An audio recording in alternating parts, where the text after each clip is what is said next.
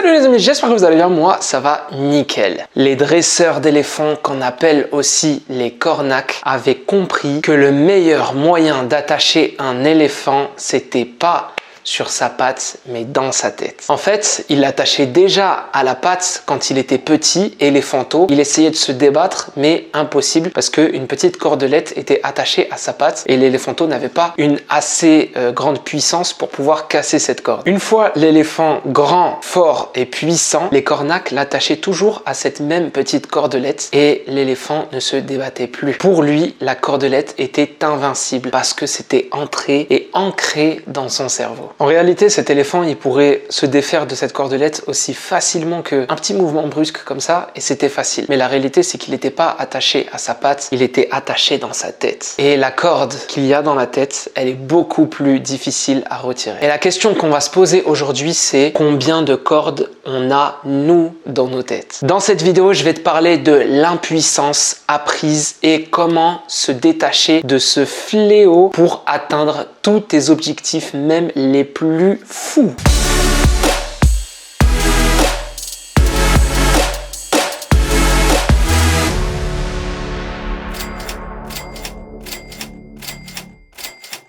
Ok mon ami, si tu es nouveau sur cette chaîne, sache que je suis Yasser et ici on parle essentiellement de business, business en ligne, mindset, comment développer en fait ton business pour gagner de l'argent sur Internet. Donc n'hésite pas à rejoindre la famille en cliquant ici, on vient des 4 coins du monde. Rejoins-nous, on est là pour s'entraider et pour s'inspirer, pour réussir tous ensemble. J'ai emprunté la petite histoire de l'éléphanto de Idriss Aberkan lors d'une conférence que j'avais suivie aux Émirats début 2021. Et ce jour-là, ça m'avait beaucoup marqué et c'est pile ce jour-là que j'ai découvert l'impuissance apprise. Internet n'a pas d'avenir commercial, c'est ça qu'il dit.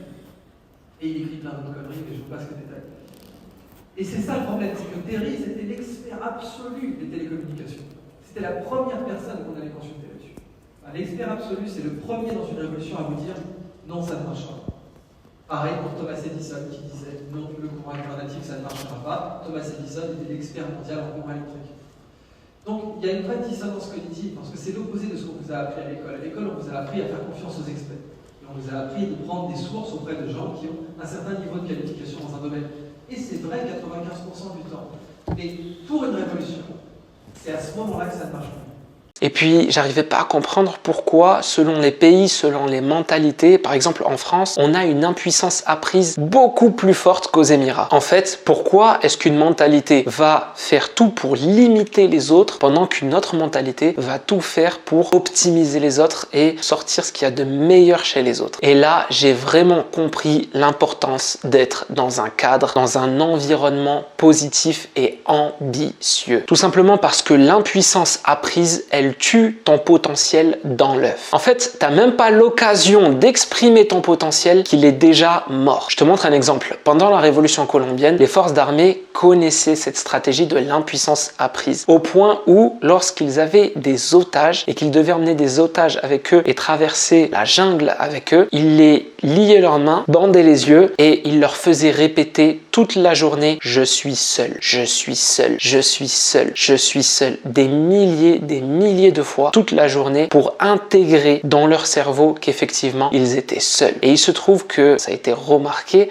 qu'ils finissaient même pas par essayer de s'échapper. Ça veut dire que lorsque la personne elle répète toute la journée je suis seul, dans ces conditions, en tant qu'otage, les yeux bandés et les mains liées, à ce moment-là, la personne n'essaie même pas de s'échapper, ne fait aucune tentative. À l'inverse, ceux qui ne répétaient pas ça, essayaient ou il y avait plus de tentatives de ce côté-là au niveau des otages. Et finalement, c'est pareil pour l'école. Un élève en échec scolaire, concrètement, on ne sait pas s'il est en échec parce qu'il est convaincu qu'il est mauvais ou on ne sait pas s'il est en échec tout simplement parce qu'il n'a pas le niveau. Je vais te donner un autre exemple parce que je sais que tu aimes ça. Dans les années 50, des scientifiques du monde du sport avaient conclu qu'il était impossible pour un être humain, pour un athlète, de pouvoir faire 1 mile en moins de 4 minutes. Donc 1 mile, c'est à peu près 1,5 km, 1,6 km. Mais voilà, ils avaient conclu que c'était impossible scientifiquement que le corps humain, même d'un athlète, pouvait faire 1,6 km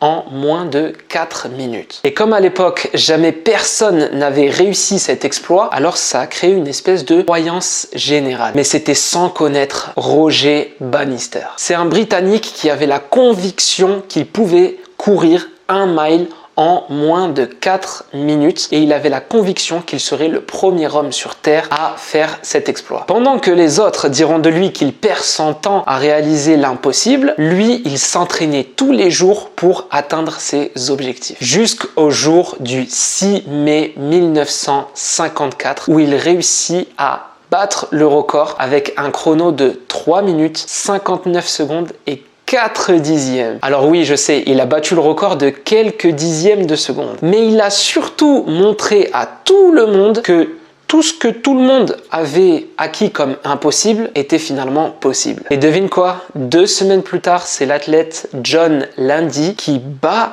son record avec un chrono de 3 minutes, 57 secondes et 9 dixièmes. Et c'est pas fini! Au cours des 6 mois qui ont suivi, 3 personnes ont battu ce record. Et au cours des 2 ans qui ont suivi, il n'y a pas moins de 10 personnes qui ont battu ce record. Et ça, c'est la preuve que le monde entier était, sans le savoir, sous une fausse croyance qui les limitait. Ça veut dire que la personne, elle pensait être limitée sur le seuil des 4 minutes. Et parce qu'elle pensait qu'elle était limitée, elle ne pouvait pas aller au-delà et atteindre son plein potentiel. Aujourd'hui, le record est détenu depuis 1999 par Hichem El Guerrouj, un Marocain qui a fait l'exploit de courir le mile en 3 minutes 43 secondes et 13 dixièmes. Et chapeau à lui parce que ça fait plus de 20 ans que ce record n'a pas été battu. Mais comme les records sont faits pour être battus, ça m'étonnerait pas qu'à l'avenir, un nouvel Hichem El Guerrouj surgit et batte son record. En conclusion, je vais te donner 2 astuces pour éviter au maximum ce piège de l'impuissance apprise. Et c'est assez simple. La première chose, c'est de prendre conscience de ce problème de l'impuissance apprise. Tout simplement parce qu'on a pu remarquer que ceux qui avaient conscience de ce problème se limitaient beaucoup moins de ceux qui n'avaient pas du tout conscience que ce problème existait. En gros, il suffit de regarder cette vidéo pour être en partie immunisé de l'impuissance apprise. Donc surtout, n'hésite pas à partager cette vidéo à quelqu'un qui est limité par elle-même, juste parce qu'elle est convaincue qu'elle est mauvaise. Et puis, le deuxième exercice à faire pour éviter de tomber dans ce piège, c'est tout simplement de toujours se dire que